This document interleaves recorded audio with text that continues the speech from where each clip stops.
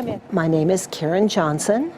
I served in the Arizona State Legislature for 12 years.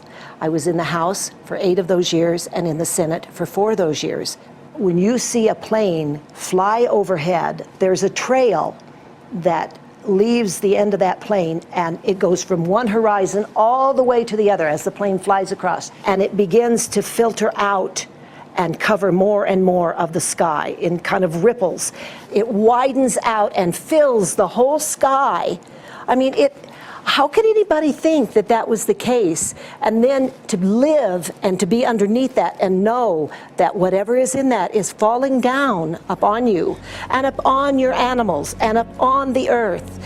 And I mean, it's frightening to me. And if people don't start really waking up and facing the fact that we've got people that are doing terrible things to us, and we had better wake up and fight back now. I mean, I'm the mom of 11 kids. I've got 35 grandkids. I mean, I've got a stake in this. I care about what is going to be left for my children. I care about it, and I'm extremely worried about what is going to be left to them.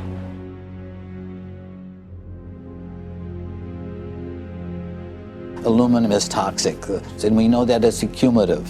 And we know that we're getting more. So we're absorbing it in the air, we're drinking it in our water, so we are accumulating more. So the thought of more aluminum being dispersed in our environment in the way that you mentioned is very frightening to us and very disturbing to us. Those of us who have done any research on this are really quite concerned that we are ill-informed about this issue, and mostly that it's being done. Aluminum is toxic. We know that it is. We can debate as to the amount of toxicity that is going to be disturbing the body, but as far as really accepting the fact that it's accumulative, it's synergistic, then we have to conclude that it's not a good idea to put it in our atmosphere, especially when we know we're getting increased amounts, and especially since we know that the scientific communities around the world are pointing a finger at the heavy metal toxicities, at the toxicities that we're absorbing in the day-to-day food that we eat and the air that we breathe. The concern is off the charts about why is this happening? Why is this being allowed to be sprayed continually all over the United States, all over the world? Who is paying for this? I mean, the incidence of Alzheimer's has just skyrocketed, which evidently has to do with an accumulation of aluminum in the brain cells. I mean, I think almost every family has been touched by a member as they get older having Alzheimer's. And it's a horrible disease.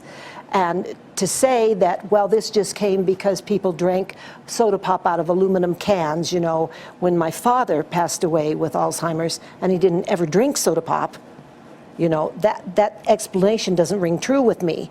And so I'm wondering, how much did this chemtrail spraying back in the Illinois area affect him? But if you look at this, you can see these are parts per million. They sent this to me, and I just found this to be extremely interesting because we should have like 2 parts per million of aluminum in our air. And this is saying that there's 39,000 parts of aluminum. That's astronomical. Barium is high. I mean, these are way off the charts of what people should be breathing or what's coming down on them. And, you know, if people wonder why their health is deteriorating, why they're having to go to emergency rooms, why they can't breathe, you know, why they're getting Alzheimer's, this has been planned. We have elites, I don't know what you want to call them, one worlders, Illuminati, whatever you want to call them. But with these people that don't care about the average person. They only care about themselves, their greed, their power, and if they eliminate, you know, 2/3, 3/4 of us from the planet, so much for the better for them, because then they don't have so many people to have to herd around and worry about. So this is a lot what this is about. And this is very, very alarming and scary. I mean, where is this stuff coming from? And why? Why is this kind of stuff being put out there? You know, I've heard different explanations about, oh, we need to cool the planet, all this and that. But if people are up there trying to cool the planet, why do they need all this kind of stuff in it?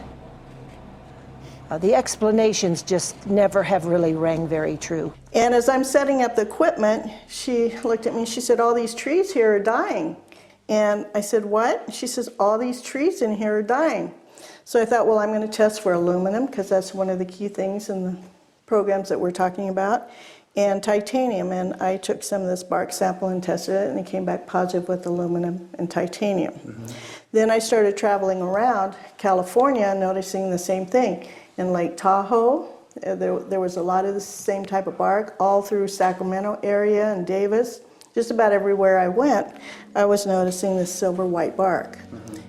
What I think is happening is these chemicals are getting down and destroying the roots. And then as they come up, they're going out into the bark. Probably lost 40 trees right here on our 10 acres. Every week, every other weekend, we'd see another tree that was beginning to die. And I mean, it's just so sad, we'd just cry. And to think that that might have something to do with it, along with their other explanations, would really, really frost me. Every time you lose a tree, you know, it's not good, it's just sad.